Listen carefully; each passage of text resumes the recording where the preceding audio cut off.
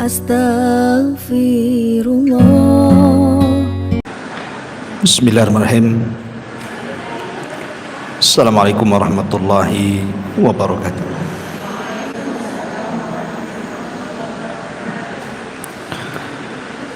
Alhamdulillah wassalatu wassalamu ala rasulillah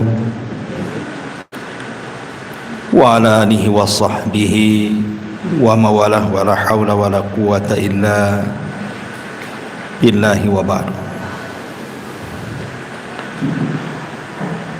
Alhamdulillah, segala puja dan puji hanya milik Allah subhanahu wa ta'ala. Salawat dan juga salam kita hadiahkan kepada Rasul kita Nabi besar Muhammad sallallahu alaihi wa ala alihi wasallam. Pembahasan di pagi hari ini, insyaallah kita akan membahas seputar renungan kematian. Dan ini pembahasan seputar alam barzah, dari mulai kematian, kemudian masuk ke alam barzah. Di sana ada himpitan kuburan, fitnah kubur, azab kubur, kemudian juga apa saja yang bisa menyelamatkan kita dari azab kubur, kemudian amal-amal apa saja yang bermanfaat bagi si mayat, dan begitu seterusnya. Ma'asyiral muslimat yang dimuliakan Allah subhanahu wa ta'ala, Allah subhanahu wa ta'ala berfirman, kullu nafsin dha'iqatul maut. Setiap jiwa itu pasti mengalami kematian. Siapapun manusianya, bahkan para nabi sekalipun disentuh dengan kematian.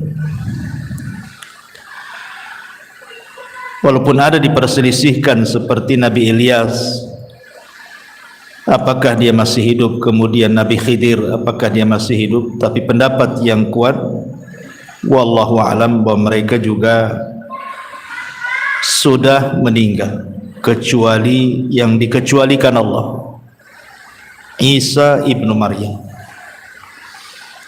Karena memang Allah subhanahu wa ta'ala yang berfirman bahwa Isa itu belum meninggal. Tetapi semua manusia pasti meninggal, hatta Isa sekalipun akan meninggal. Makanya ketika para ulama membahas kenapa Nabi Adam alaihi salatu wassalam diturunkan dari sorga ke bumi, supaya mengalami kematian. Sebab kalau Adam tetap di sorga, Adam tidak akan mengalami kematian, karena sorga itu darul khulud, tempat memang dikekalkan di situ. Makanya Adam supaya disentuh dari kematian, hikmahnya adalah diturunkan dia dari sorga ke bumi.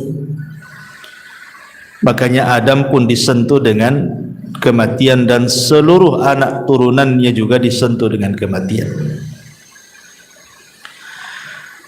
Apalagi kematian itu kan sesuatu yang sudah ditakdirkan. Setiap manusia itu sudah ada takdirnya. Dan semakin jauh periode Adam sampai ke umat Rasul kita Muhammad sallallahu alaihi wasallam, maka usia manusia juga semakin pendek. Terlebih Nabi SAW membatasi dengan kalimat a'maru ummati bainas sittina wasab'in, bahwa usia umatku itu berkisar antara 60 sampai 70 tahun saja. Artinya sedikit sekali yang melewati 70 tahun. Rata-rata manusia itu 70 tahun ke bawah pasti sudah meninggal. Makanya hati-hati nih kalau sudah 50, 60 ya, siap-siap aja ya. Karena Rasul membatasi masalahnya. Kalaupun lewat maka patut disyukuri. Karena Nabi SAW mengatakan sebaik-baik manusia itu yang panjang umurnya dan baik amalannya. Maka kalau dilewatkan 70 tahun berarti harus dijaga amalannya. Bicara tentang kematian, kita tahu bahwa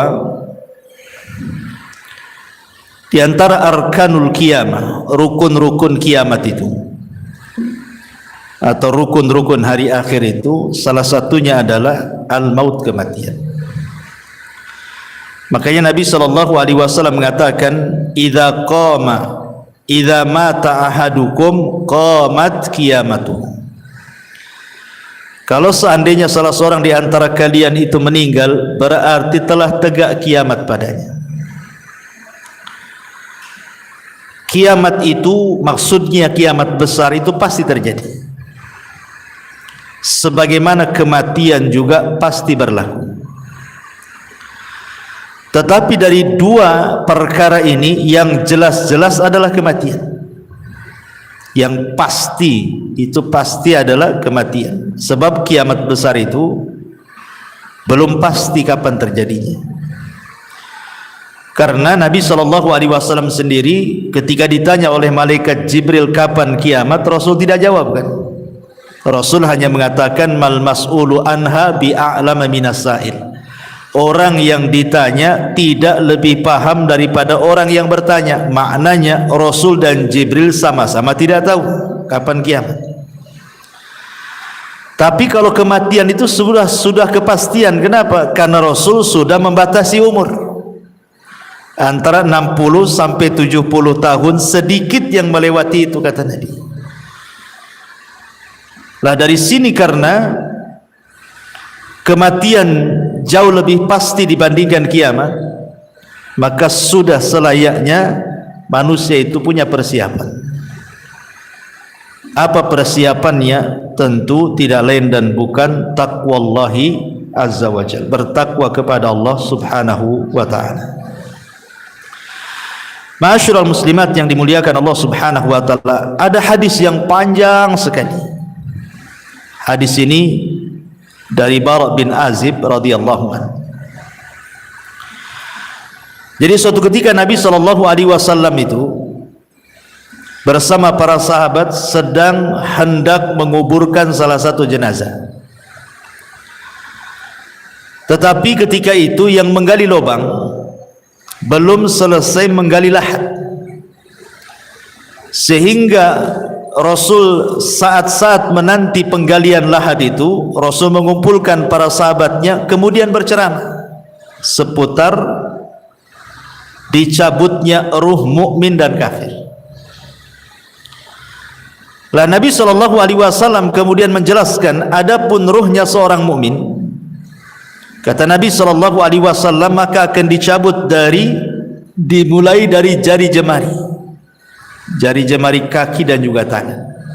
Jadi ruh itu tercabut dari jari jemari dulu, kemudian naik ke atas sampai kemudian di tenggorokan. Lah apabila ruh itu sudah berkumpul di tenggorokan, maknanya ruh tidak mungkin dikembalikan. Kalau ruh sudah sampai di tenggorokan, ruh tidak mungkin dikembalikan lagi ke badannya. Inilah isyarat firman Allah subhanahu wa ta'ala, hatta idza balagatit taraqi wa qila man ra. Hatta idza balagatit taraq, sampai ketika ruh itu di tenggorokan, maka Allah katakan apa? Wa qila man ra. Siapa yang bisa meruqyah dia? Maksudnya mengembalikan ruh ke dalam jasadnya gitu. Tidak ada. Dari sini Rasul mengatakan bahwa tobat seorang hamba tertutup dan tidak ada guna apabila ruh sudah sampai di tenggorokan. Kata Nabi SAW, innallaha yakbalu taubata abdin ma lam yugharghir. Allah itu masih menerima tobatnya seorang hamba sebelum ruh berada di tenggorokan. Kenapa demikian? Karena tadi ruh tidak bisa dikembalikan. Makanya ada dua waktu tobat itu diterima. Pertama, ruh belum mengumpul di tenggorokan. Yang kedua, matahari belum terbit dari arah barat. Kalau dua perkara belum terjadi, maka ada kesempatan tobat. Tapi kalau dua waktu sudah terjadi, maka tobat tertutup. Kemudian Nabi SAW mengatakan, apabila ruh dicabut itu tabi'ahul basar, jadi pandangan kita mengikuti. Ruh itu kan keluar dari mulut kita, kemudian keluar, nanti mata ini mengikuti ruh tercabut. Makanya setiap orang yang meninggal pasti melotot matanya karena mengikuti pandangannya. Maka disunahkan ditutup supaya tidak mengenakuti orang. Lah disitulah Allah Subhanahu wa ta'ala mengutus malakul maut dan rusulul maut. Jadi ada dua malaikat. Pertama malakul maut yang memang tugasnya hanya mencabut nyawa. Dan malakul maut itu bukan satu malaikat seperti Jibril, satu malaikat kan, Mikail satu malaikat, Israfil satu malaikat. Malakul maut ini jumlahnya banyak. Karena setiap hari yang mati itu kan bukan satu orang. Satu dunia ini bisa ratusan bahkan ribuan. Kalau terjadi bencana seperti kemarin di Turki kan, itu bisa ribuan tuh dalam satu hari itu. Kemudian yang kedua ada namanya rusulul maut. Seperti Allah Subhanahu wa ta'ala mengatakan tawaffathum rusuluna. Maka Allah Subhanahu wa ta'ala mewafatkan mereka dengan mengutus rasul-rasul kami. Lalu apa tugasnya rasul-rasul maut itu? Malaikat-malaikat utusan kematian itu, ada yang menyiapkan kain kapan dari sorga kalau dia ruhnya seorang mukmin. Ada yang menyiapkan hanut. Hanut itu maksudnya minyak wangi. Dan ada tugasnya membisikkan di telinga orang yang sedang sakaratul maut. Sebagaimana Allah Subhanahu wa ta'ala berfirman di dalam Al-Quranul Karim, surah Ibrahim ayat atau surah Fussilat ayat 30. Allah mengatakan innal ladzina qalu Rabbuna Allah thumma istaqamu tatanazzalu alaihimul malaikatu alla takhafu wa la tahzanu wa abshiru bil jannati allati kuntum tu'adun. Orang-orang yang mengatakan Rabb kami Allah, kemudian mereka istiqamah, maka turun padanya para malaikat saat menjelang wafatnya, kemudian membisikkan di telinganya, jangan takut, jangan sedih, berbahagialah, karena sorga sudah menanti untukmu apa yang Allah janjikan kepadamu. Dalam ayat yang lain surah An-Nahl 31-32 Allah mengatakan yaquluna salamun alaikum udkhulul jannata bima kuntum ta'malun. Keselamatan bagi kalian, masuklah kalian ke dalam sorga karena apa yang kalian kerjakan. Makanya kemudian Nabi SAW mempermisalkan saking lembutnya malaikat pencabut nyawa. Ketika mencabut nyawa ruhnya orang yang beriman itu dipermisalkan seperti tetesan air yang terakhir keluar dari mulut teko. Makanya sering saya istilahkan kan Bu, kalau ada ibu punya teko diisi air yang banyak, kemudian kita tuang, otomatis deras sekali itu, karena masih banyak airnya. Tapi kalau isi teko itu tinggal satu tetes, kemudian kita tuangkan seperti ini, tentu yang satu tetes itu akan mengalir dengan pelan, karena tinggal satu tetes masalahnya. Pelan sampai masuk di moncong teko, kemudian netes di ujung teko kan gitu. Lah Rasul sallallahu alaihi wasallam mempermisalkan seperti itulah lembutnya ruh seorang mukmin ketika dicabut. Seperti tetesan yang terakhir. Saking lembutnya dari jemari naik terus ke badan sampai ke tenggorokan, sampai kemudian keluar dari mulut seorang mukmin. Tetapi walaupun demikian, yang namanya kematian itu pasti ada sakaratnya. Setiap kematian itu pasti ada keperitannya, ada rasa sakit. Dan itu dialami Nabi SAW. Kalau Nabi saja mengalami, apalagi kita. Nabi yang mengatakan wa inna lil mauti la sakarat. Rupanya dalam kematian itu ada sakaratnya, ada rasa sakitnya. Yang terkadang tidak ada yang tahu rasa sakit itu kecuali Allah Subhanahu wa taala. Tetapi tentu rasa sakit yang diterima oleh seorang mukmin saat detik akhir wafat dia, boleh jadi itu adalah penggugur dosa yang terakhir. Boleh jadi rasa sakit yang dialami di dia itu adalah penggugur dosa terakhir dia. Artinya sebuah kebaikan, bukan sebuah keburukan. Tapi rasa sakit yang dialami orang kafir, munafik, fasik boleh jadi awal azab bagi dia. Terkadang kita bisa melihat ada orang koma itu berbulan-bulan disiksa oleh Allah Azza wa Jalla karena dosanya kan itu. Tapi ada orang mati itu rasanya enak nengoknya gitu.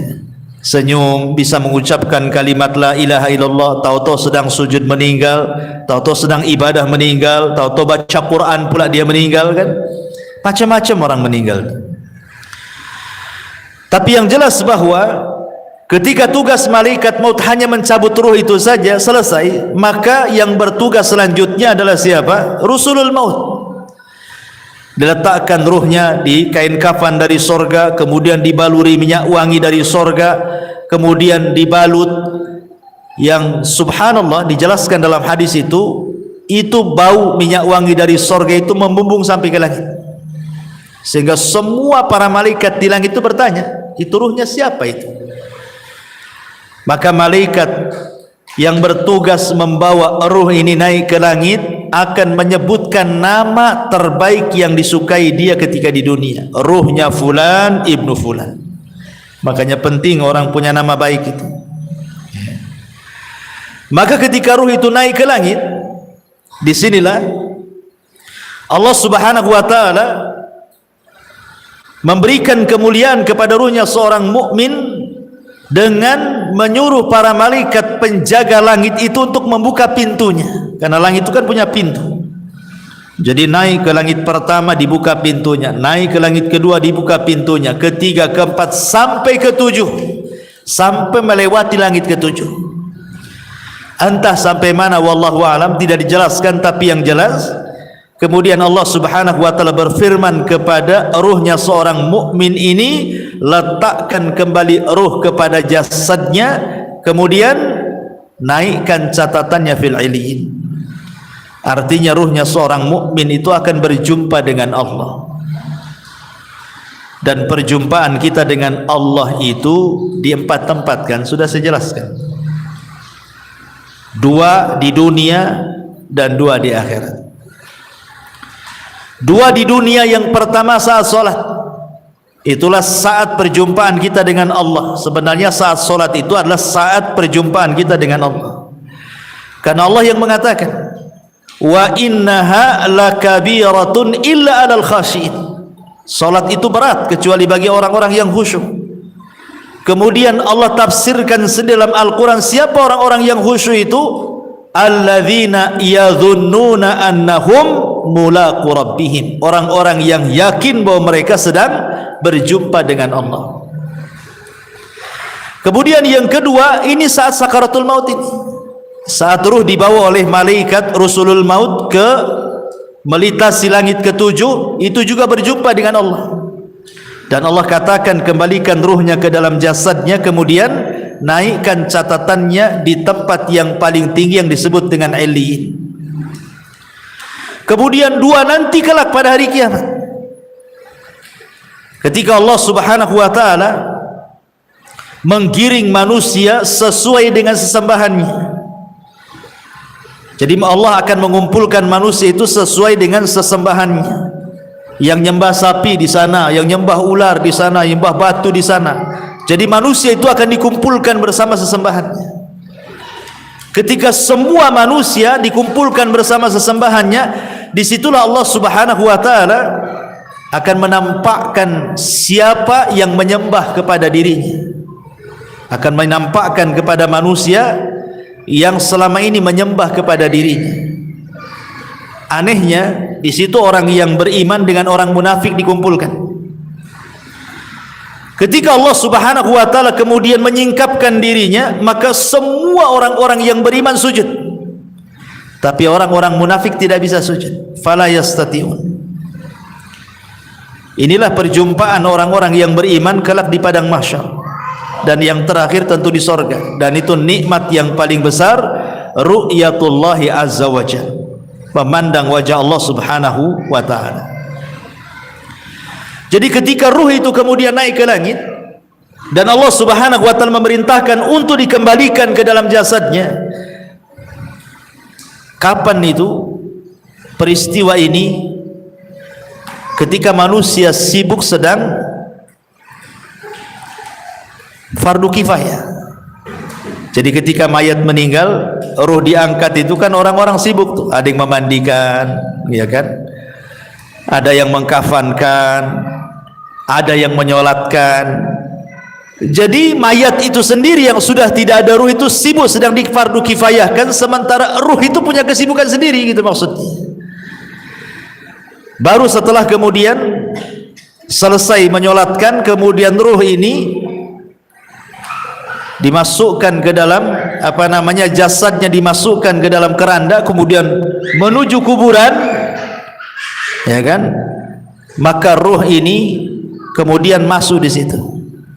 Kalau ruhnya orang-orang yang beriman, maka akan bicara, qaddimuni qaddimuni, segerakan aku katanya. Jadi ketika berada di atas kendaraan itu, keranda itu, maka ruhnya orang yang beriman itu yang masuk ke dalam jasadnya, dia akan bicara, tapi tidak ada yang mendengar. Ya, walaupun mungkin suaminya, istrinya, ayahnya, anaknya, nggak ada yang mendengar. Walaupun dia teriak-teriak qaddimuni qaddimuni gitu, segerakan aku.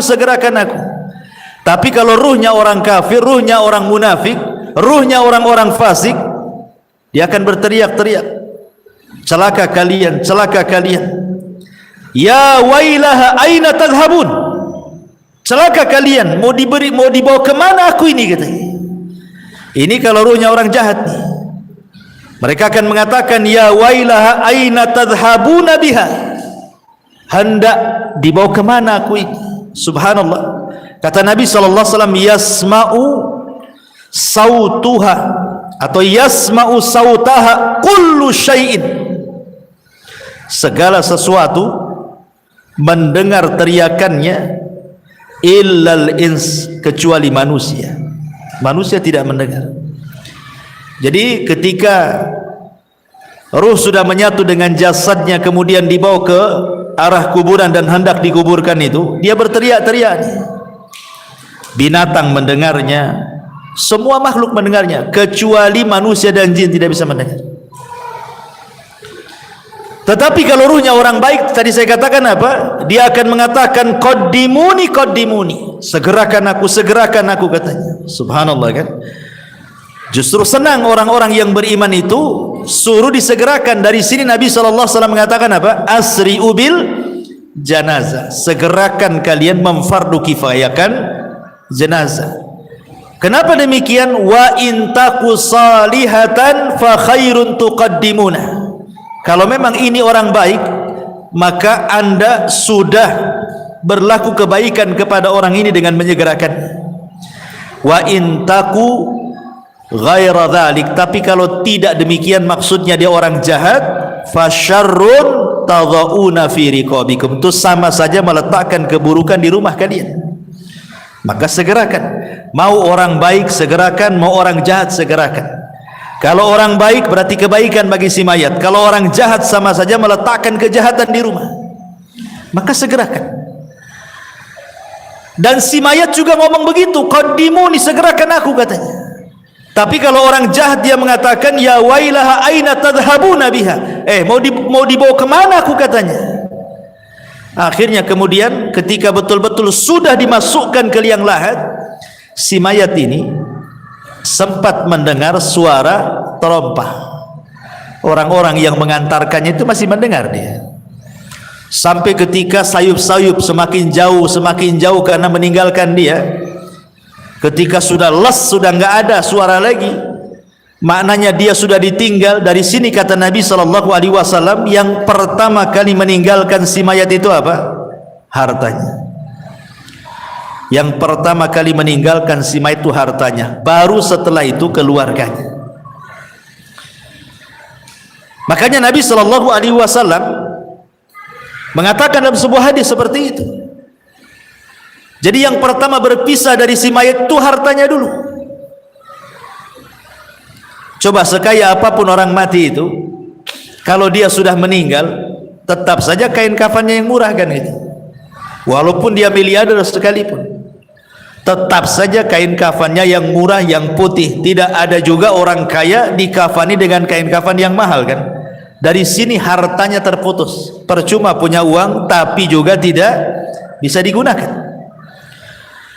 Kemudian yang kedua, keluarganya. Setelah mengantarkan ke kuburan, baru keluarganya pulang. Disitulah terpisah dengan keluarganya, baru dia hidup sendiri. Makanya Nabi SAW ketika menjelaskan tentang seputar kuburan itu, Nabi SAW mengatakan dalam hadis Abi Hurairah radhiyallahu anhu, kata Nabi SAW, anna imra'ata sauda kana taqumul masjidah. Ada wanita berkulit hitam itu biasa menyapu di masjid Nabi SAW. Kemudian wanita ini meninggal. Nabi SAW tidak diberitahu. Kata Rasul, afala kuntum adzantumuni, kenapa kalian tidak menghabarkan kematian wanita itu, katanya. Maka Rasul mengatakan, duluni ala qabriha, kalau begitu tunjukkan di mana kuburan. Kemudian Nabi SAW setelah ditunjukkan kuburannya, apa kata Rasul? Inna hadhil kubur mamlu'atun zulmatun ala ahliha wa inna Allah azza wa jal yunawwiruha lahum bisalati alaihim. Kata Nabi SAW, sesungguhnya kuburan-kuburan ini dipenuhi dengan kegelapan-kegelapan bagi para penghuninya, dan sesungguhnya Allah Subhanahu wa taala menyinarinya bagi mereka dengan salatku terhadap mereka. Dari sini kita tahu bahwa orang masuk kuburan itu gelap, sangat gelap gitu ya, karena Rasul yang mengatakan bahwa kuburan-kuburan ini penuh dengan kegelapan.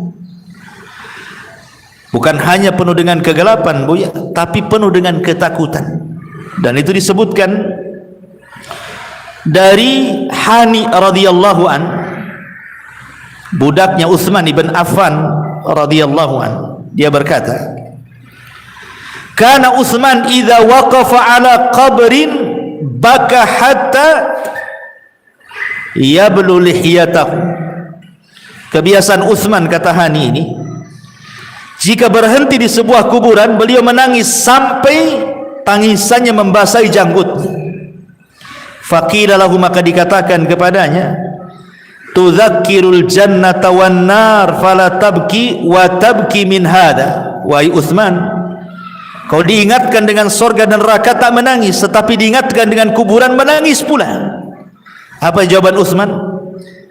Kata Utsman ibn Affan radhiyallahu anhu mengatakan, inna nabiyya sallallahu alaihi wasallam qala, karena Nabi SAW bersabda, innal qabra awwalu manzilin min manazilil akhir, fa in naja minhu fama ba'dahu aisar minhu wa illam yanju minhu fama ba'dahu ashaddu minhu.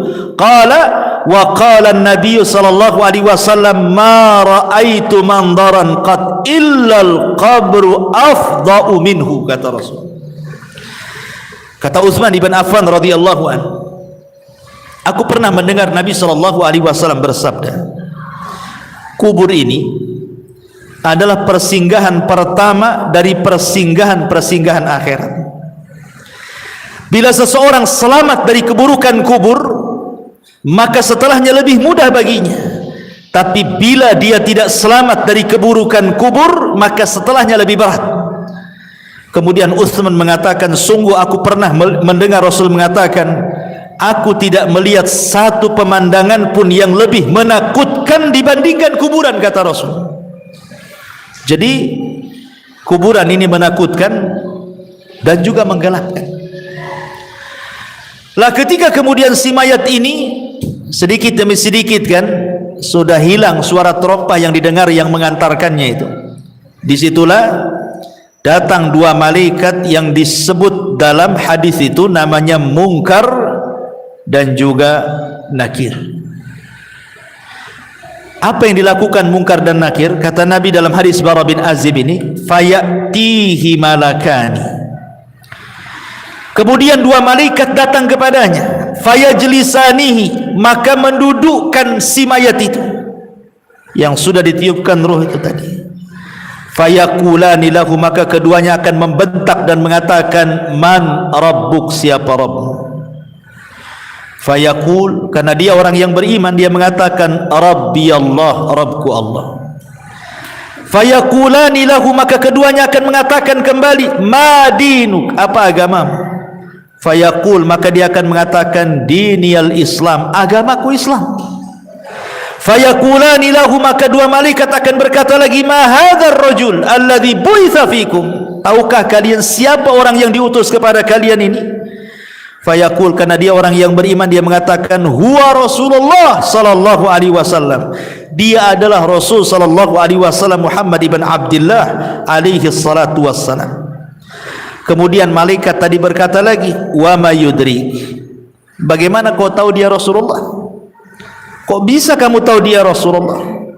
Fayaqul, maka dia mengatakan, qara'tu kitab Allah fa amantu bihi wa saddaqtu, aku membaca Al-Quran, ku beriman dengan Quran, ku benarkan Quran. Fayunadi munadin fis sama, ketika dia bicara seperti itu, maka tiba-tiba ada penyeru dari langit, ang sadaqa abdi, hambaku telah benar, hambaku telah benar dengan jawabannya. Apa yang terjadi? Karena hambaku telah benar, maka fafrishuhu minal jannah wa albisuhu minal jannah waftahu lahu baban minal jannah. Lapangkan kuburannya, hantarkan pakaian dari sorga, buka pintu-pintu sorga kepadanya. Kemudian dikatakan, fayatihi min rauhiha wa tibiha, maka tiba-tiba ketika pintu sorga itu dibuka, semerbak harum dari sorga itu kemudian masuk ke dalam kuburannya. Kuburannya menjadi harum, ya. Kemudian ketika itu, wa yufsahu lahu fi qabrihi madda basarihi, tiba-tiba kuburannya diluaskan sejauh mata memandang. Jadi kalau ibu naik di atas ketinggian kemudian melihat gitu ya, sampai di mana, itulah maksudnya sejauh mata memandang itu. Tapi dalam riwayat yang lain, diluaskan itu 70 hasta kali 70 hasta, luasnya kuburan itu diluaskan.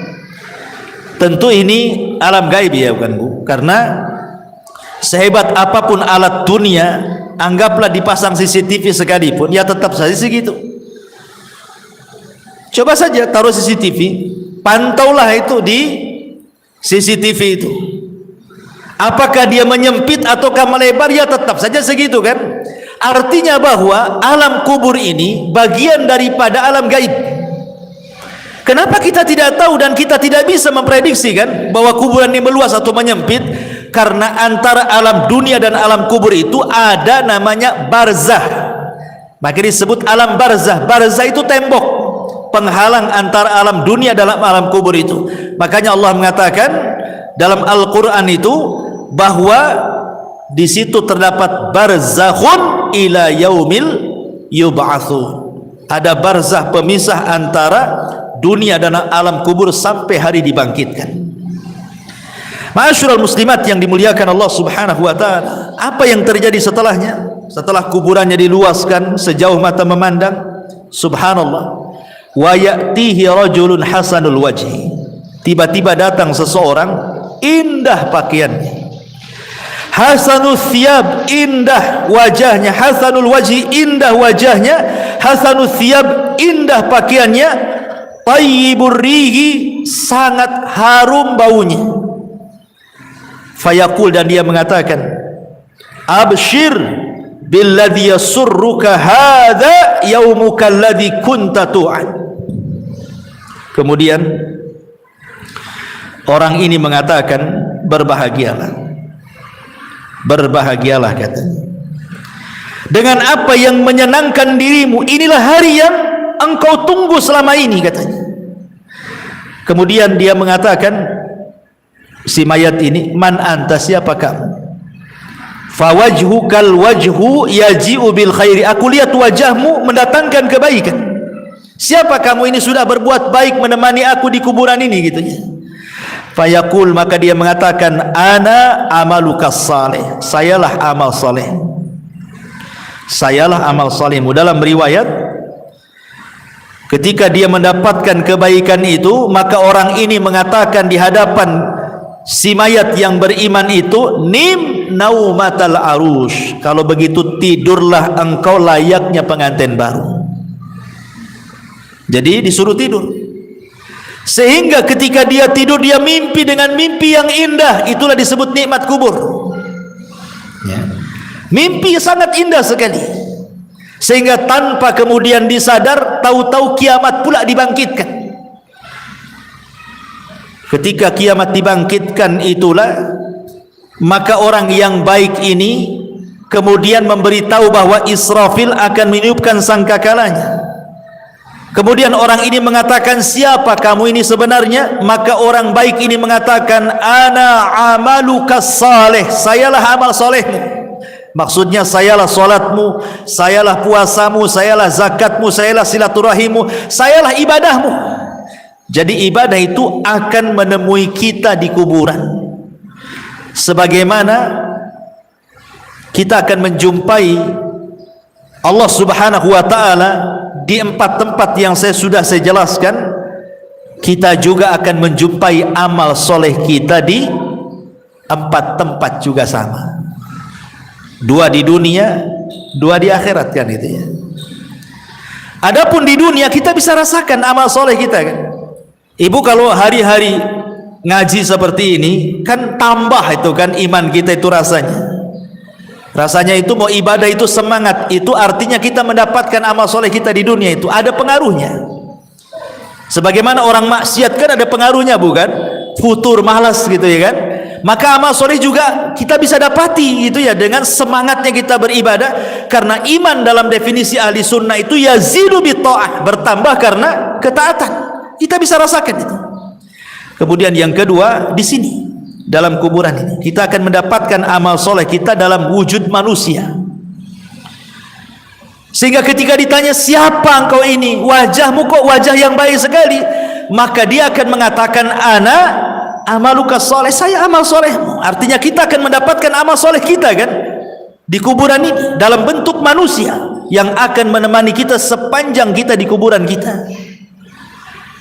Sehingga sebagian para ulama ketika membahas apakah orang-orang yang dikubur itu bisa merasakan perjalanan waktu, sama dengan kayak ibu kita sekarang kan bisa kita merasakan perjalanan waktu kan Bu ya, pagi aktivitasnya apa, siang aktivitasnya apa, sore apa, malam apa, besok pagi lagi kan bisa kita merasakan aktivitas waktu itu berjalan kan itu ya. Ya, hari, minggu, bulan, tahun kita bisa merasakan. Pertanyaannya, apakah orang-orang yang dikubur juga merasakan ada aktivitas waktu sehari-hari? Pagi, siang, sore, malam, ke pagi lagi, siang, sore, malam, ke pagi lagi gitu ya.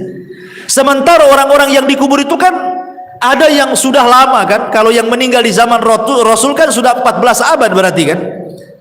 Sudah 14 abad sampai sekarang nggak dikiamat-kiamatkan. Atau yang sebelum Nabi umpamanya, tentu lebih lama lagi orang itu di kuburan itu. Apakah mereka akan merasakan bimururil waktu, kata ulama, dengan berjalannya waktu itu?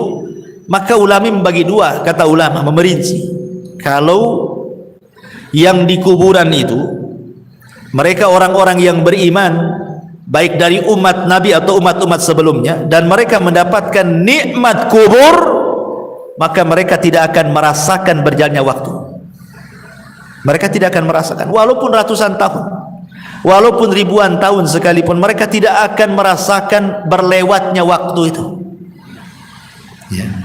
Tetapi kalau mereka adalah orang-orang kafir, orang munafik, orang fasik, maka mereka akan merasakan itu, karena itu bagian daripada azab.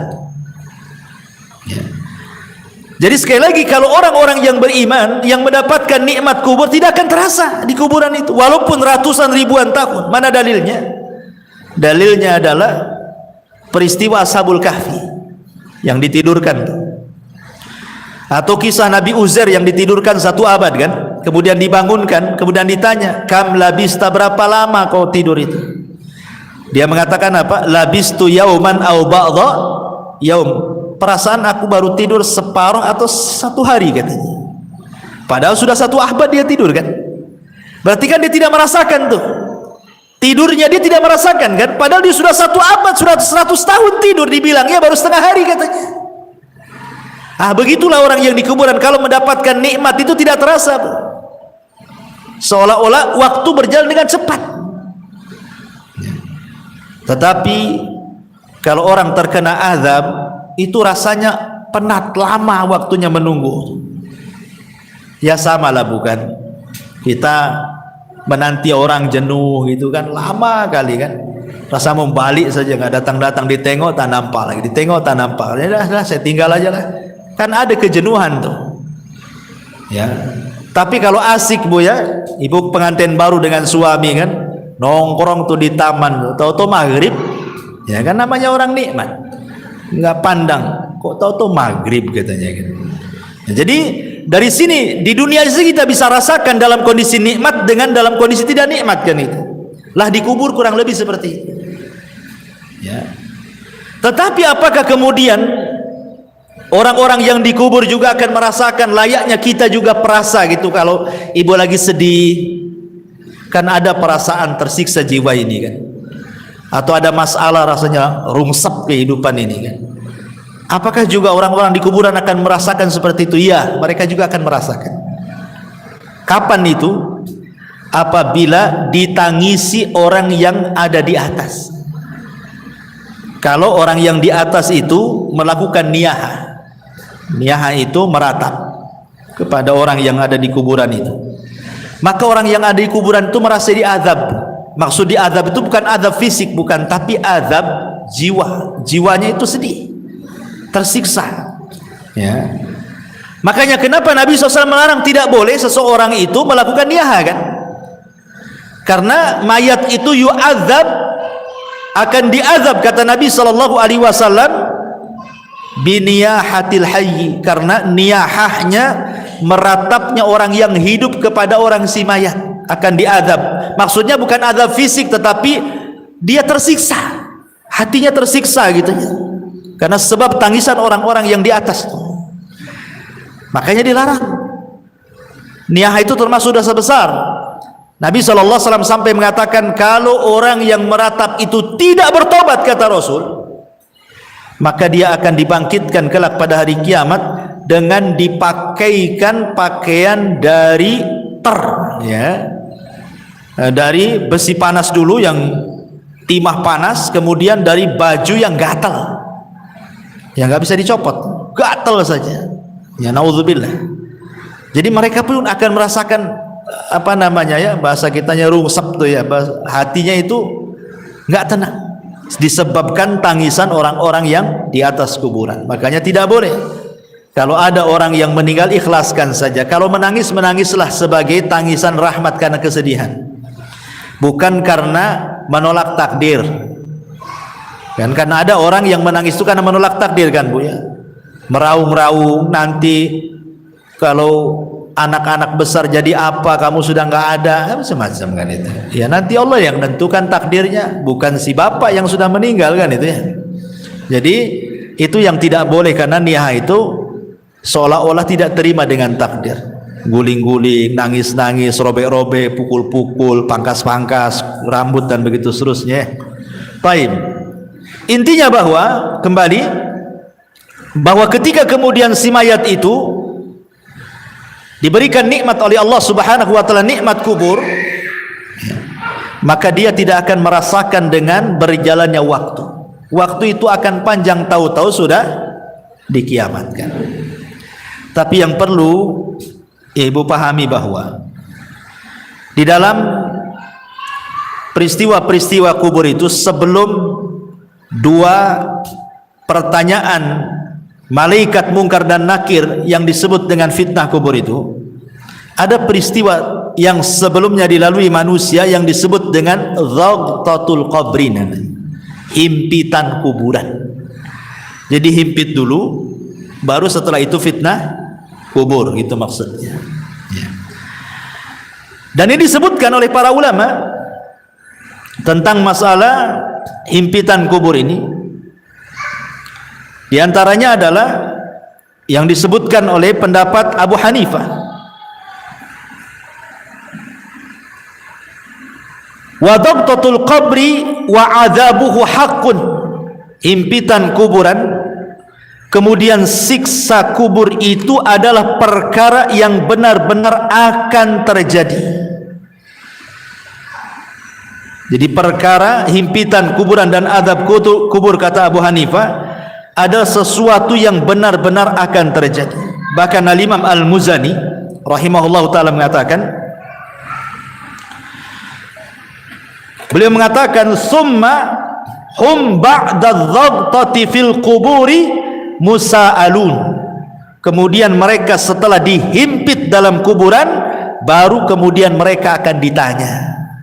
Dari sini kita tahu bahwa sebelum proses pertanyaan dua malaikat mungkar dan nakir, ada peristiwa namanya dhagtatul qabri, himpitan kuburan. Himpitan kuburan ini, Bu, itu sangat menyakitkan bagi si mayat, karena ketika ruh itu sudah menyatu dengan jasadnya, kemudian tanah itu menyempit sampai meretakkan semua tulang dan persendian. Itu kalau orang kafir, dan dia akan menjerit di mana jeritannya tidak ada yang mendengar, manusia dan jin, kecuali binatang-binatang mereka bisa mendengar. Jadi binatang-binatang itu diberikan kepekaan, mampu mendengar jeritan-jeritan orang-orang yang dihimpit kubur itu. Masalahnya, lalu bagaimana dengan orang-orang yang beriman? Maka ulama menjelaskan bahwa himpitan kuburan bagi orang-orang yang beriman itu tidak sebagaimana himpitan kubur bagi orang-orang kafir, munafik, ataupun orang-orang fasik. Maksudnya apa? Maksudnya himpitan orang yang beriman itu layaknya seorang ibu sedang memeluk anaknya. Jadi kalau ada anak bayi ibu peluk gitu ya, seperti itulah seorang mukmin ketika dihimpit oleh kuburan. Jadi tanah itu seolah-olah ibu bagi kita, dan kita anak dari tanah itu. Jadi tanah itu menghimpit kita itu seperti seolah-olah ibu memeluk seorang bayi. Kenapa demikian? Sebab kalau seandainya himpitan itu meretakkan gitu ya, menyakitkan persendian, meretakkan tulang-tulang, tentu akan bercanggah dengan hadis-hadis. Seperti umpamanya Nabi SAW ketika didatangkan seorang bayi kemudian dikubur, kata Nabi SAW, kalau ada orang yang selamat dari himpitan kubur, tentu bayi ini kan selamat. Bayi ini salahnya apa? Kok dihimpit? Kan belum berbuat dosa kan? Berarti himpitan bayi ini tidak akan mempengaruhi kepada bayi. Atau ketika Nabi SAW menceritakan tentang Sa'd bin Mu'adz, seorang pemimpin Aus, yang ketika meninggal itu kan bergegar arasnya, 70.000 malaikat turun mengantarkan jenazahnya. Kemudian Nabi SAW mengatakan, kalau ada orang yang selamat dari himpitan kubur, inilah orangnya, katanya. Maksudnya Sa'd bin Mu'adz. Tapi dia pun tak selamat. Berarti menunjukkan bahwa bukan himpitan kubur kepada Sa'ad bin Mu'ad atau kepada bayi tidak akan sama dengan himpitan kepada orang-orang kafir. Ya, makanya ulama memberikan catatan himpitan kuburan kepada orang-orang yang beriman layaknya seorang ibu memeluk bayinya dengan lembut.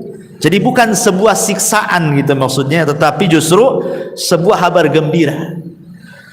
Baru setelah himpitan baru namanya fitnah kubur, pertanyaan tadi ya. Baru setelah itu tergolong manusia kepada dua kelompok, bisa masuk pada nikmat kubur, bisa masuk kepada azab kubur ya. Baik, ma'asyiral muslimat yang dimuliakan Allah Subhanahu wa taala. Ini satu sisi ya. Maksudnya kalau ruhnya itu orang yang beriman. Sekarang kalau ruhnya orang kafir munafik, tentu sebaliknya.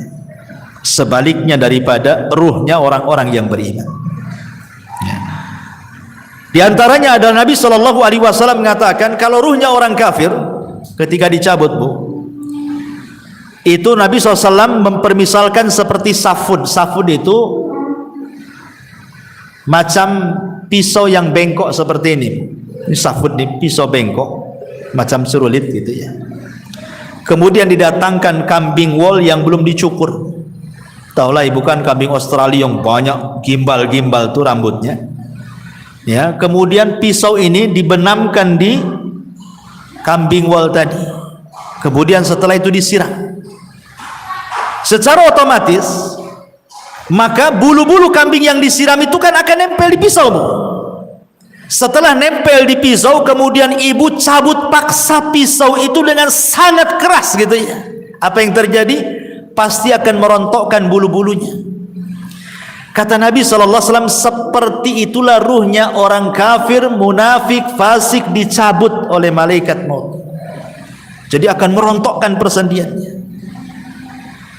Karena ketika malakul maut mencabut ruhnya orang kafir, munafik, fasik itu, maka rusulul maut akan menghembuskan dan menakut-nakuti di telinga orang-orang yang akan dicabut itu dan mengatakan, hei ruh yang busuk, ruh yang jahat, ruh yang jelek, keluar.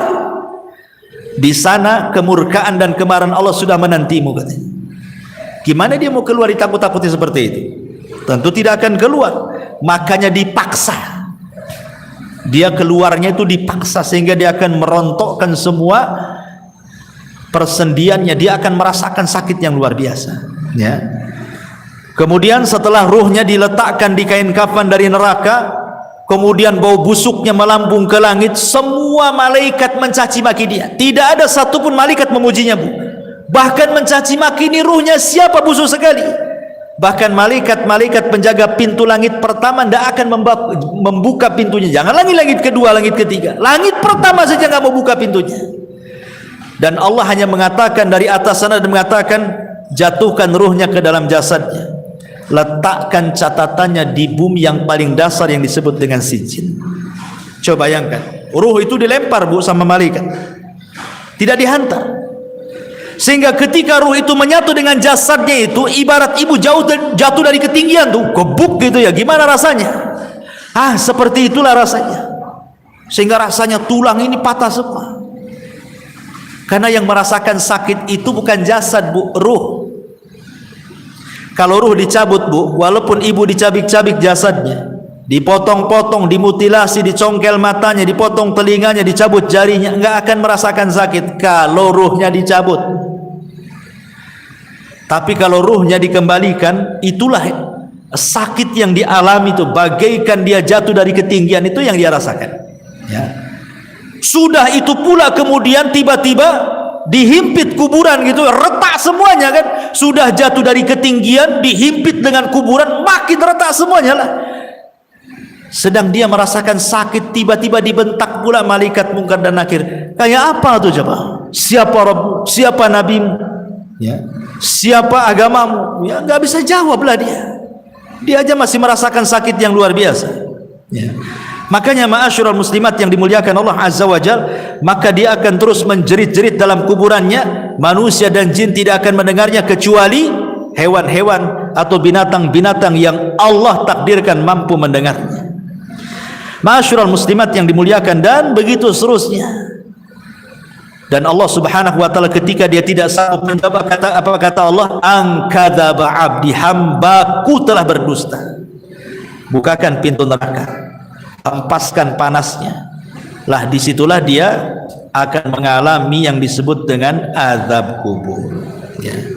Ini sekilas tentang kematian, fitnah, himpitan, azab dan juga nikmat kubur. Baik. Kita masuk pada pembahasan berikutnya. Ma'asyiral muslimat yang dimuliakan Allah Subhanahu wa taala. Kalau kita sudah tahu dan kita yakin dan percaya di sana ada nikmat dan azab kubur, lalu apa saja hal-hal yang bisa kita ini terhindar dari itu semuanya? Apa caranya supaya kita bisa terhindar dari azab kubur itu? Karena begini Bu, dalam sebuah hadis tentang Nabi SAW. Jadi suatu malam Nabi SAW itu pernah bermimpi Bu. Dalam mimpinya datang dua malaikat kemudian membawa dia. Dan mimpinya Nabi itu wahyu, lain dengan mimpi kita. Dibawa ke sebuah tempat, ya. Kemudian disitulah rupanya diperlihatkan tentang azab-azab yang luar biasa. Sampai Rasul heran, kenapa mereka? Azab apa yang mereka lakukan gitu ya?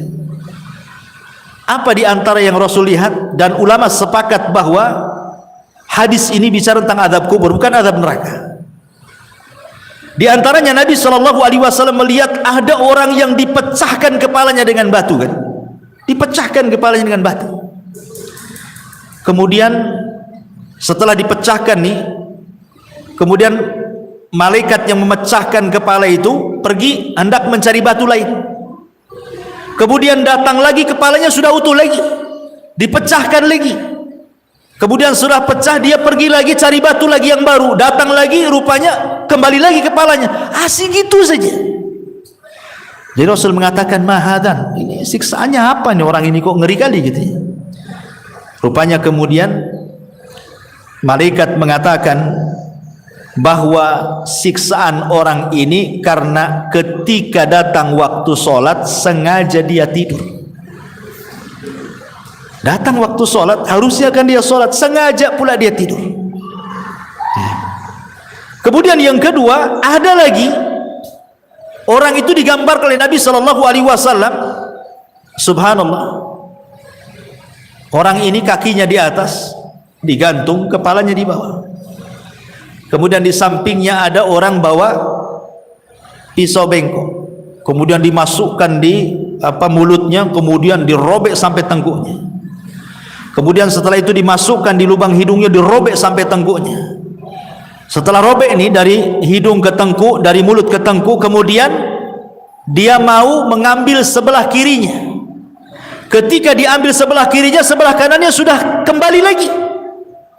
Ya. Kemudian dirobek dari sebelah kiri, mulut sampai ke tengkuk, hidung sampai ke tengkuk. Ketika pindah ke sebelah kanan, balik lagi ke semula gitu. Asik gitu saja. Sehingga Rasul mengatakan, kenapa orang ini?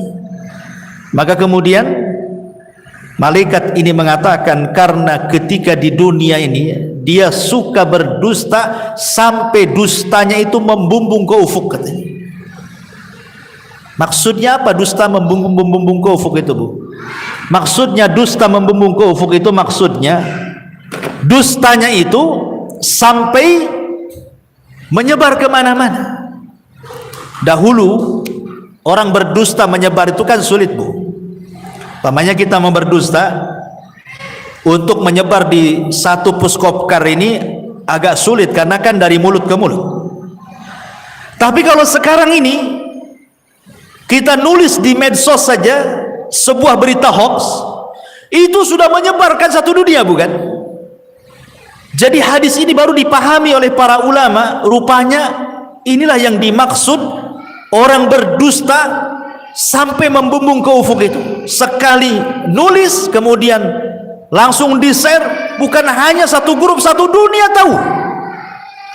Inilah maksudnya berdusta membumbung ke ufuk ini. Naudzubillah, sekarang loh hari-hari orang berdusta semua orang lihat. Ya, maaf saya minum.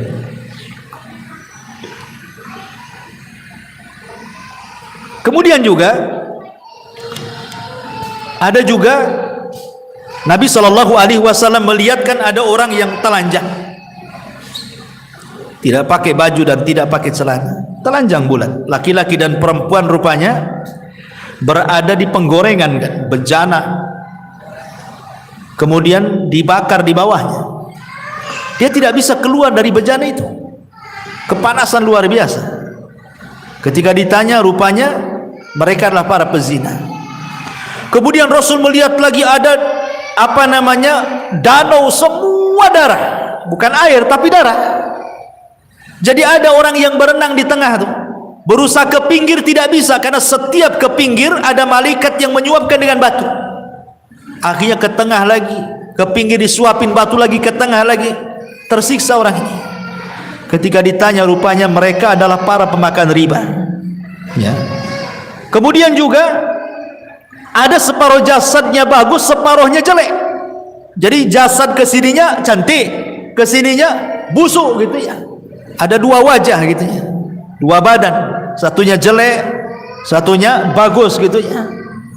Ketika kemudian ditanya siapa mereka, mereka lah yang mencampur adukan antara amal saleh dengan perbuatan jahat, mencampur adukan yang hak dengan yang batil, ya. Kemudian ada juga kaum itu kukunya banyak, itu kukunya itu dari nuhas, disebutkan dari besi, kemudian dicakar-cakar oleh sendiri itu sampai terkelupas daging dari tulangnya itu dicakar sendiri. Rupanya ketika ditanya siapa mereka, kok bisa mencakar-cakar badannya sendiri sampai terkelupas daging dari tulangnya? Kemudian malaikat, merekalah orang-orang yang suka membicarakan aib orang lain, ya. Merekalah orang-orang yang suka membicarakan aib orang lain. Dan banyak lagi Rasul menjumpai aneh-aneh siksaan orang-orang itu. Dan ulama mengatakan ini bukan siksaan neraka, ini siksa kubur. Apa penyebabnya coba? Penyebabnya banyak. Tadi sudah disebutkan di sini. Di antaranya orang yang tidur saat waktu sholat. Kemudian orang yang berdusta sampai membumbung ke langit. Kemudian orang yang makan riba. Kemudian orang yang berzina. Kemudian orang yang membicarakan aib orang lain alias ghibah, ya. Itu semua adalah bagian daripada penyebab-penyebab azab kubur. Termasuk juga Rasul pernah lewat di sebuah kuburan. Rasul mendengar orang-orang itu diazabkan. Kemudian Rasul mengambil pelepah kurma, dibelah jadi dua, kemudian diletakkan di satu kuburannya, yang satunya satu kuburan. Kata Rasul, mudah-mudahan sebelum kering pelepah ini bisa meringankan azabnya kan. Kemudian sahabat bertanya, kenapa orang itu wahai Rasul? Kata Rasul, yang satu karena suka ngadu domba kan, itu namimah, sana sini ngompori orang. Yang satunya pula kalau dia cebok tidak bersih. Dia tidak pernah menghindar dari membersihkan najis saat buang hajat kecil ataupun hajat besar. Ini naudzubillah ma'asyiral muslimat yang dimuliakan Allah Subhanahu wa taala. Ini adalah di antara penyebab-penyebab orang mendapatkan azab kubur. Baik, kalau ini penyebab-penyebabnya. Lalu siapa orang-orang yang akan terhindar dari azab kubur itu? Pertama, orang yang terhindar dari azab kubur adalah orang-orang yang mati syahid. Dan itu berdasarkan hadis, ma balul mu'minin yuftanuna fi kuburihim illa syahid. Ya Rasulullah, mengapa kaum mukminin diuji dalam kuburan kecuali yang mati syahid? Maka Rasul mengatakan, kafa bi barikatis suyuf ala ra'si fitnah. Cukuplah kilatan-kilatan pedang di atas kepala mereka saat perang itu menjadi fitnah bagi mereka. Maka mereka tidak akan terkena fitnah kubur. Mereka tidak akan terkena fitnah kubur. Secara otomatis tidak akan dapat azab kubur. Kalau fitnah saya saja tidak dapat, tidak ditanya, berarti langsung mendapatkan nikmat kubur orang ini, ya. Kemudian juga setiap orang yang meninggal sedang bertugas jaga di jalan Allah, mungkin di perbatasan negara Islam dengan negara kafir gitu, atau saat berperang dia menjaga tentara gitu. Kemudian juga meninggal di hari Jumat kalau dia orang soleh, Kalau dia orang baik, orang soleh, orang taat, Allah berikan kematiannya di hari Jumat. Kemudian juga orang yang soleh, yang baik, kemudian Allah berikan kematiannya dengan cara sakit perut, ya, dengan cara sakit perut, ataupun dengan cara tenggelam, ataupun dengan cara terkena runtuhan ketika gempa gitu ya, terkena runtuhan, ya, dan dia orang baik, orang soleh dan soleha, maka Allah sengaja memberikan kematian terbaik bagi dia. Nah, itu juga diantara hal-hal yang bisa menghindarkan seseorang dari fitnah kubur dan juga azab kubur. Baik, ma'asyiral muslimat yang dimuliakan Allah Azza wa Jalla. Sekarang apa peran orang yang hidup, kita ini loh Bu, yang hidup, supaya adalah amalan-amalan itu yang bermanfaat untuk meringankan orang yang ada di kuburan itu. Apa yang harus kita lakukan? Ma'asyiral muslimat yang dimuliakan Allah Subhanahu wa taala. Sebelum saya menjelaskan hal ini, saya akan jelaskan amalan-amalan yang bermanfaat dulu bagi si mayat itu. Kata Nabi sallallahu alaihi wasallam, al-kayyisu man dana nafsa wa amila lima ba'dal maut. Orang yang cerdas itu Bu, adalah orang yang introspeksi, senantiasa introspeksi diri dan mempersiapkan sebuah amalan untuk kematiannya. Itu orang cerdas, kata Nabi. Amalan ini kan banyak Bu, ya kan? Macam-macam amalan di dunia ini. Tetapi orang yang cerdas itu pasti dia akan memilih mana-mana amalan yang bermanfaat untuk kematiannya, mana-mana amalan yang sedikit manfaat untuk setelah kematiannya. Lah di antara amalan-amalan yang sangat bermanfaat untuk setelah kematiannya disebutkan dalam beberapa riwayat. Pertama, ketika Nabi sallallahu alaihi wasallam bersabda dari hadis Muslim, "Idza mata ibnu Adam inqata'a amaluhu illa min thalathin. Shadaqatin jariyah aw ilmin yuntafa'u bihi aw waladin salihin yad'u lahu." Apabila anak Adam meninggal dunia, terputus amalnya kecuali 3 perkara: sedekah yang mengalir, ilmu yang bermanfaat, atau anak saleh yang mendoakan orang tuanya. Hadis yang kedua, hadis dari Abu Hurairah radhiyallahu an yang dikeluarkan Imam Ibnu Majah. Rasul mengatakan, "Inna mimma yalhaqul mu'min min amalihi wa hasanatihi ba'da mautihi." Sesungguhnya yang sangat bermanfaat bagi seorang mukmin dari amalannya setelah kematiannya dan dari kebaikannya setelah kematiannya, pertama, ilman 'allamahu wa nasyarahu. Ilmu yang ibu pelajari, kemudian ilmu itu didakwahkan ibu dan ibu sebarkan. Sekarang kan mudah menyebarkan ilmu kan, di tangan ibu kan ada handphone nih, pamannya sekarang ngaji, ibu rangkum, kemudian ibu tulis, kemudian ibu share di grup-grup, kan sama dengan menyebarkan ilmu. Daripada ilmu selfie nggak jelas kan, bagus kita nyebarkan ilmu gitu ya, jelas manfaatnya setelah kematian. Wa waladan salihan tarakahu, atau anak saleh yang ibu didik. Ibu didik sehingga anak ini menjadi anak yang saleh. Tidak mesti anak sendiri, entah anak saudaranya, entah anak orang, ibu ambil angkat, ibu didik sampai dia paham agama, kemudian ibu meninggal dan dia mendoakan, maka itu sangat bermanfaat. Wa mushafan warathahu, atau ibu mau wakaf mushaf, beli mushaf di pasar 1-2 mushaf, cari masjid yang nggak ada mushafnya, taruh di situ supaya orang baca, ya. Atau mungkin ada saudara-saudara kita yang belum punya mushaf, ya, ibu bisa datang ke orang-orang yang nggak punya mushaf, ibu belikan mushaf, ibu kasih dia supaya baca. Itu sangat bermanfaat. Au masjidan bana, atau masjid yang sedang dibangun, ibu ikut nyumbang supaya cepat terbangun masjidnya. Au baitan libnis sabil bana, atau ibu sengaja buat kos-kosan 5 pintu, yang 2 dikontrakkan, yang 3 sengaja bagi orang-orang yang tamu-tamu yang dari jauh yang cari pekerjaan gitu ya. Nah, kasihlah kontrak tanpa bayar, sebulan gratis, 2 bulan gratis, 3 bulan gratis, sampai dia punya pekerjaan umpamanya kan. Alhamdulillah, ya.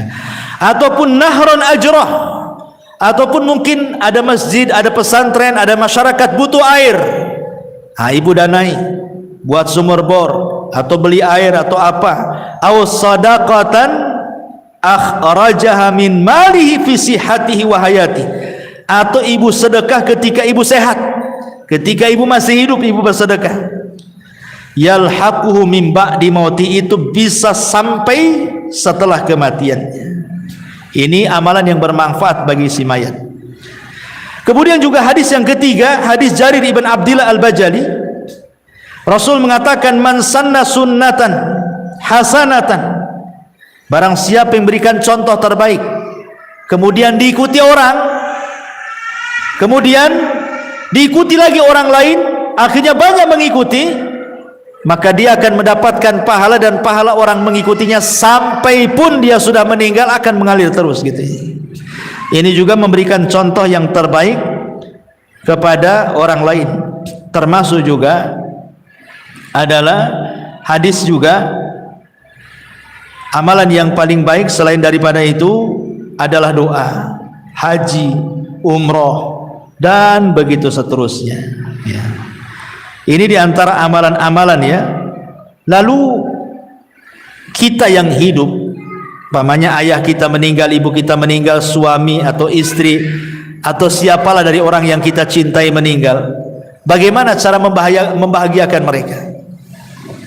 Para ulama mengatakan yang paling mudah membahagiakan orang yang ada di kubur itu doa. Itu yang paling mudah. Kalau ibu ingin membahagiakan orang tua yang sudah meninggal, ibu yang sudah meninggal, bapak yang sudah meninggal, kita ingin membahagiakan mereka, maka ibu terus berdoa sejak dia meninggal sampai hari ini, walaupun mungkin berpuluh-puluh tahun. Berdoalah dengan 3 kata. Apa itu? Allahumma gfir lahu, ya Allah ampuni dosanya. Maka dia sangat bahagia bu kalau ibu ngomong begitu.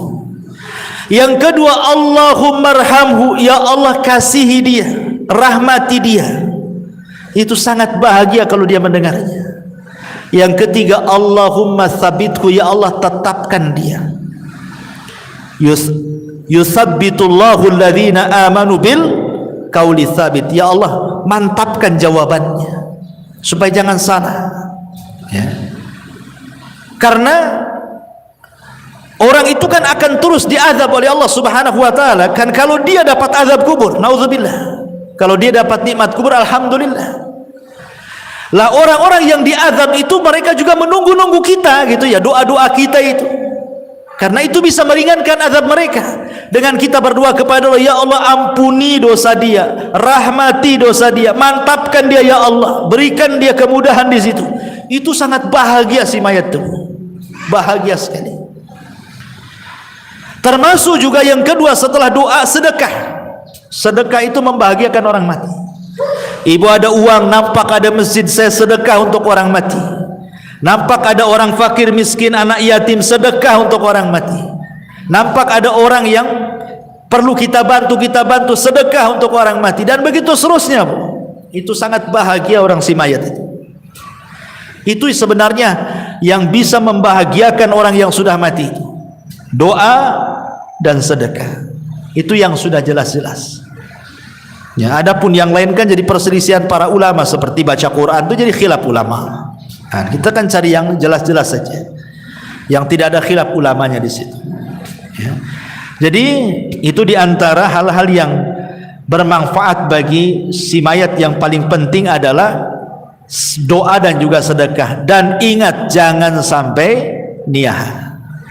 Itu akan menyakiti hati dia. Jangan sampai niyah, meratap. Makanya kenapa dalam Islam itu wanita dilarang sering-sering datang kuburan kan?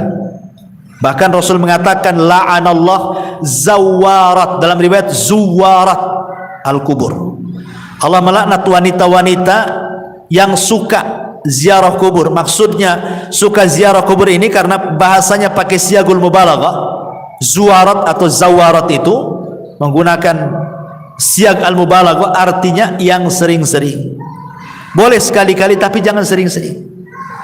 Karena sering-sering ziarah kubur itu akan menggugah sehingga orang itu takut meratap. Ya, meratap itulah yang tidak boleh.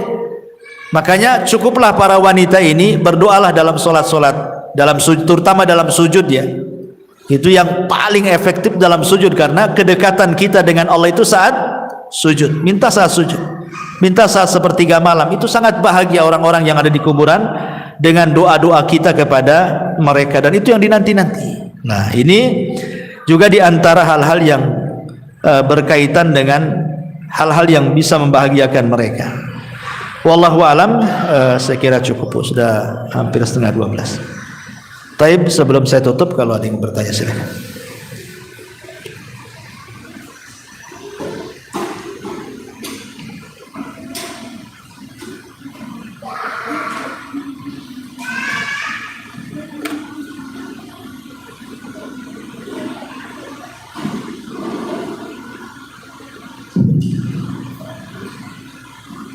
Assalamualaikum warahmatullahi wabarakatuh. Waalaikumsalam warahmatullahi wabarakatuh.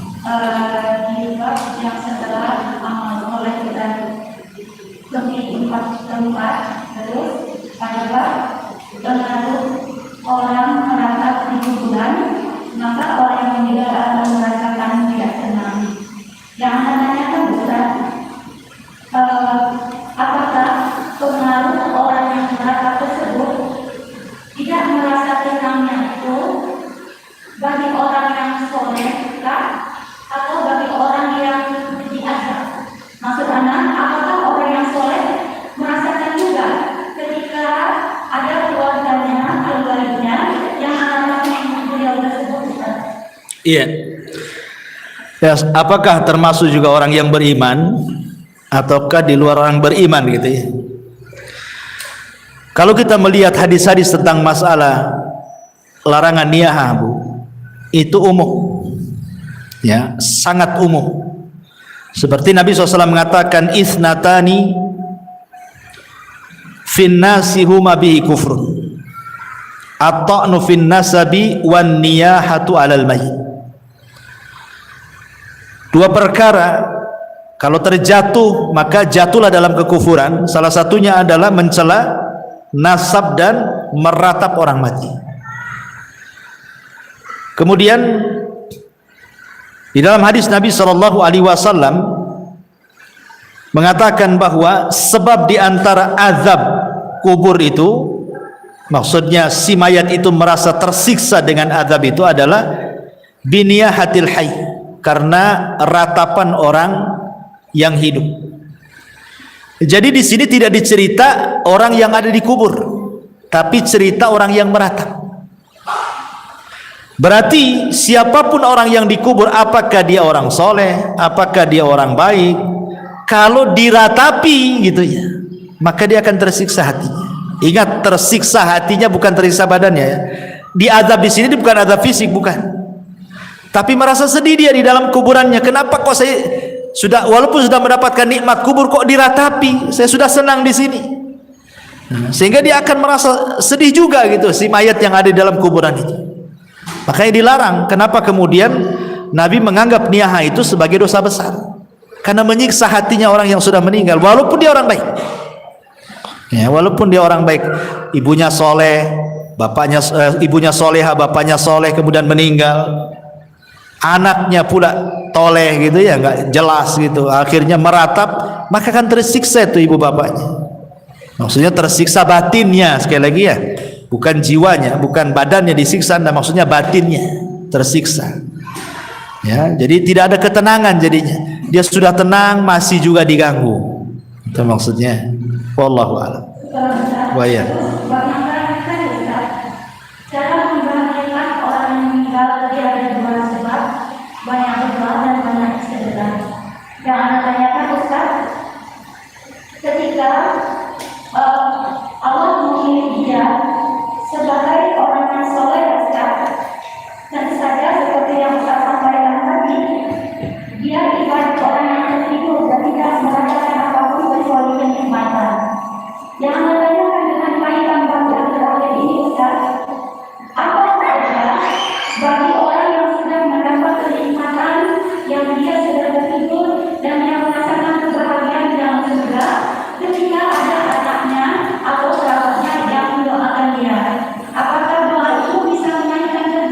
Iya.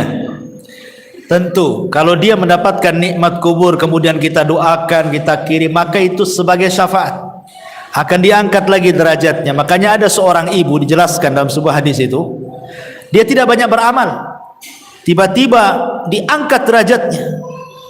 Kemudian dia mengatakan, ya Rabb, aku kan tidak banyak beramal, kenapa kau angkat derajatku? Apa kata Allah? Bistighfari waladaki, karena istighfar anakmu kepadamu, diangkat derajat. Kalau dia orang baik, makin diangkat derajatnya dengan pengaruh doa-doa anak-anak yang soleh semasa hidupnya. Maksudnya begitu. Ya, wallah. Iya.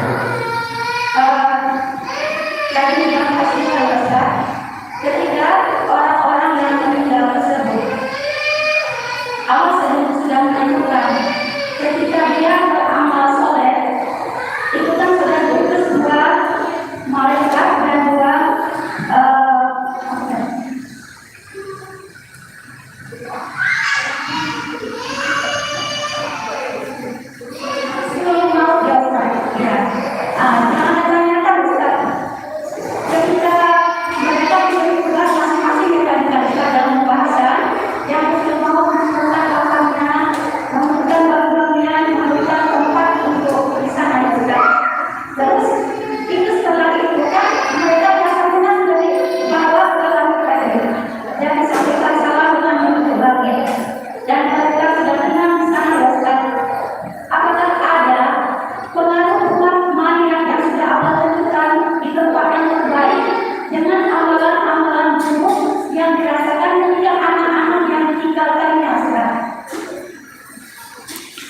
Ya, alhamdulillah.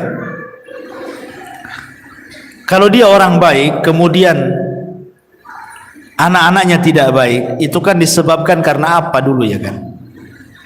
Apakah orang tua ini sudah berusaha mendidik, tapi Allah takdirkan anak pula jadi fitnah, maka orang tua berlepas diri karena dia sudah mendidik.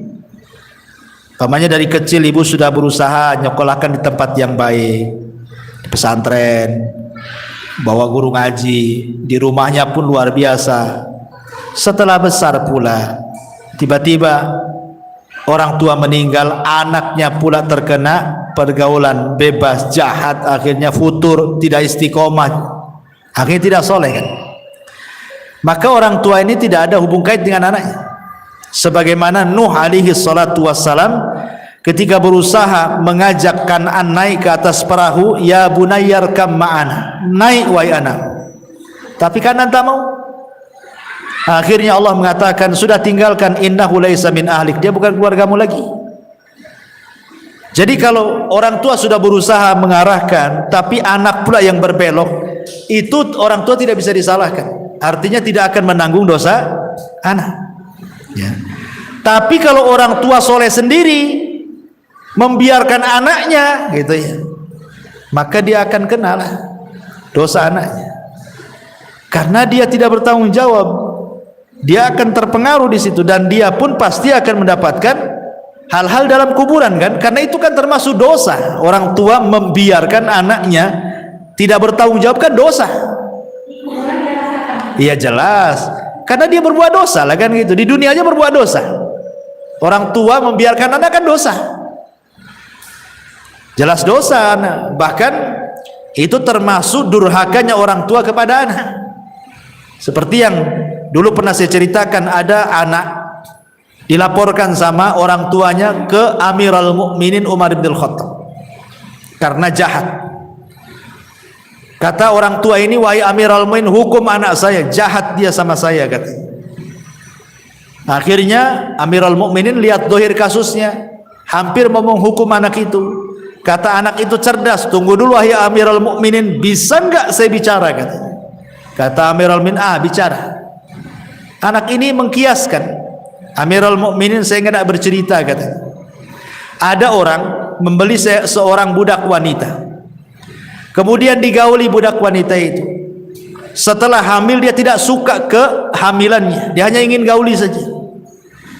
Lahirlah kemudian dari budak itu anak laki-laki. Karena tidak suka dari awal, tidak punya keinginan punya anak dari budak, akhirnya dibiarkanlah anak itu sampai besar, akhirnya jahat.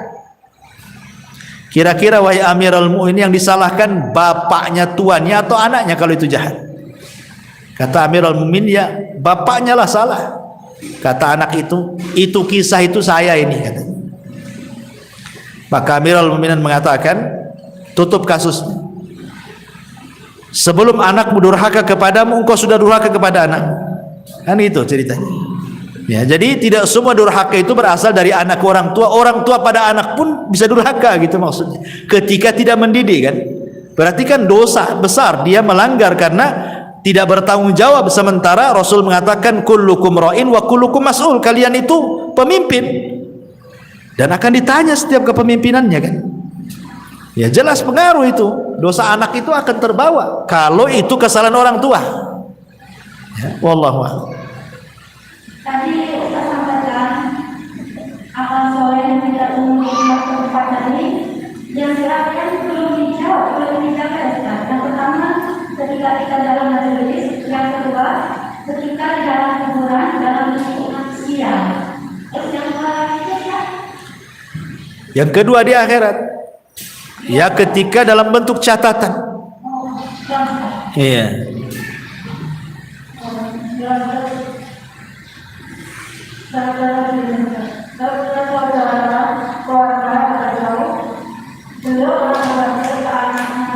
Jangan sampai karena orang tua yang keluar. Kemudian karena anak itu ingin menjaga tersebut, saya akan apakah boleh atau tidak, apakah orang tua bisa boleh menjaga tersebut. Itu harta waris. Harta waris dibagi, dijual. Karena wasiat itu tidak boleh di atas kebatilan. Wasiat itu harus yang baik.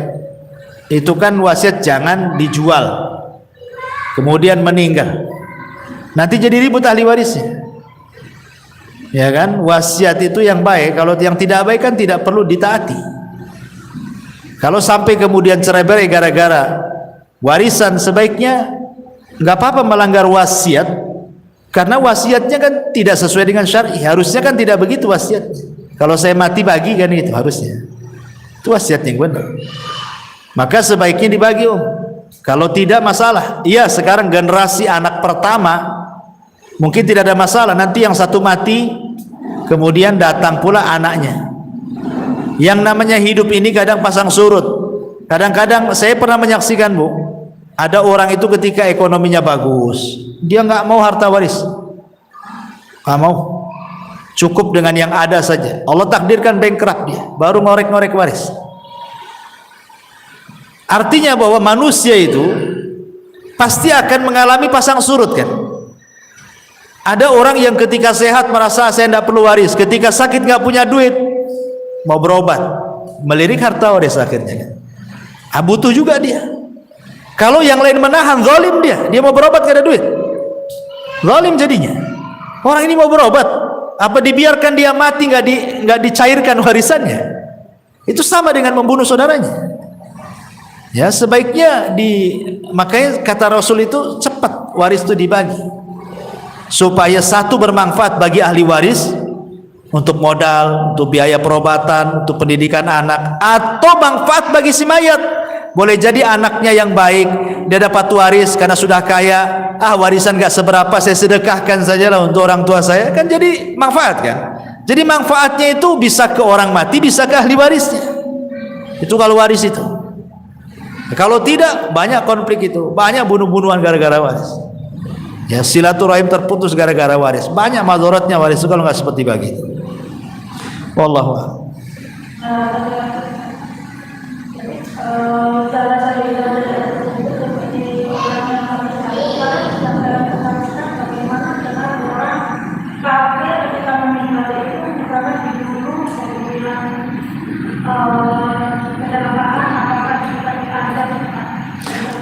Kalau dia mati kafir, ya lah. Kalau dia mati kafir, umpamanya dia mati kecelakaan, ya tetap dia akan dapat azab kalau dia mati kafir. Karena Kekafiran itu kan sudah pilihan dia. Kita ini sudah diutus Nabi, sudah dicetak Quran banyak-banyak, ustadz-ustadz di mana-mana berceramah gitu kan. Tetap saja dia dengan kekafirannya. Apakah Allah akan disalahkan? Tidak.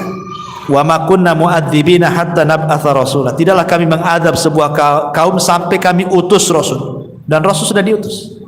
Kenapa tidak mencari kebenaran? Enggak ada lagi hujah. Ya, dengan diutusnya rasul, dengan diturunkan Quran itu sebagai hujah, tidak ada alasan lagi kita di hadapan Allah. Ya, wallahu a'lam. Sama yang kata waris tadi ya Ustaz. Ya. Seandainya seorang suami sudah meninggal ya Ustaz, kalau dia tidak punya anak, yang ditinggalkan itu berupa uang atau rumah yang ditempatinya, itu atau rumah itu juga langsung harus dibagi Ustaz. Itu kalau rumahnya punya suami itu. Terus bagaimana kalau rumah itu memang mahal pernikahan dia tersebut? Apakah juga harus dibagi Ustaz? Yang jelas bahwa apapun bentuk waris itu cepat dibagi. Karena kesalahan di masyarakat itu, contoh nih, bapaknya meninggal, ibunya masih hidup. Kadang-kadang nggak mau dibagi, ibu masih ada kan? Padahal itu bukan bagian ibu semua. Anak laki-laki dapat, anak perempuan dapat, harus dibagi sebenarnya. Tinggal nanti ibu ikut siapa kan itu. Anaknya yang harus memikirkan kondisi ibunya. Dan itu bentuk birrul walidain, kesempatan sama ibunya masih ada. Tapi kan harus dibagi, tidak bisa. Ya, alasan orang tuanya masih ada, ibunya biarin saja gitu. Dikhawatirkan tadi salah satu anaknya lebih dulu meninggal dibandingkan ibunya. Ibunya masih hidup, anaknya pula meninggal. Kan dia nggak menikmati harta kekayaan warisnya dari orang tuanya kan? Nggak pernah menikmati. Dia mau senang-senang, mau sedekah, mau apa, nggak pernah menikmati. Ini tadi kalau dia tidak punya anak, tidak punya keluarga, apa langsung dibagi dengan kerabat suaminya? Ya jelas kan ahli waris itu kan ada yang dalam bentuk asobah. Asobah itu ada dua, asobah lidzati, asobah li ghairihi.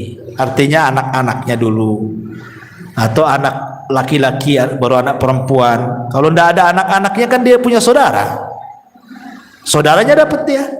Nah, lihat kan sistem waris itu kan ke atas, ke bawah, ke atas, ke samping. Namanya kan. Ke bawah anak-anaknya dulu, baru ke atas ibu, nenek, buyut, ya kan? Baru ke samping saudara. Nah, gitu. Berarti mau nggak mau dia kan harus keluar dari rumah itu ya Ustaz? Ya dibagi, harus dibagi. Secara warisnya dibagi dulu. Wallahu a'lam. Bismillahirrahmanirrahim Ustaz. Waalaikumsalam. Ini mau bertanya tentang tata cara pengumpulan semalam Ustaz. Sebelum semalam ini meninggal, semalam ini berpesan agar dikumpulkan sesuai dengan ini. Iya. Dan ini bagi wasiat ini seperti istrinya gitu. Karena istrinya tidak memiliki kekuatan, jadi sama pihak keluarga itu dikumpulkan tidak sesuai sunnah. Itu apakah yang menjadi wasiat tadi mendapatkan dosa? Ya, alhamdulillah. Ya sebenarnya kalau ada wasiat itu kuat. Orang yang dapat wasiat memandikan itu dia sangat kuat posisinya. Namanya nih, ibu punya suami, kemudian sebelum meninggal tolong bilang sama Ustaz Abu Meroh, beliau yang mandikan. Berarti saya ini lebih kuat dibandingkan keluarga, karena saya pihak orang yang diwasiati, lebih kuat posisinya. Ya, harusnya kan pihak keluarga tahu. Nah, makanya kenapa wasiat itu kalau bisa perlu ditulis. Kalau sekarang mungkin direkam gitu ya, ada handphone kan. Nah, kadang keluarga nggak percaya kan, mana ada deh wasiat-wasiat, pandai-pandai kau aja katanya. Takutnya gitu pula kan. Makanya harus ditulis wasiat itu supaya dibaca oleh semuanya. Ya, kalau keluarga nggak percaya kan ada bukti itu. Datangkan orang pintar, para ustadz, nanti kan dijelaskan sama keluarga. Ya, karena masalah wasiat itu kan semua orang paham, takut melanggar wasiat itu. Ya. Sekarang masalahnya kalau wasiatnya hanya berbisik-bisik sebelum meninggal, dia berbisik, tolonglah kalau saya meninggal kau yang mandikan. Nah, tapi karena terkalahkan dengan keluarganya, akhirnya yang harusnya ibu mandikan, keluarganya pula yang lain atau orang lain fardu kifayah yang lain mandiin kan itu.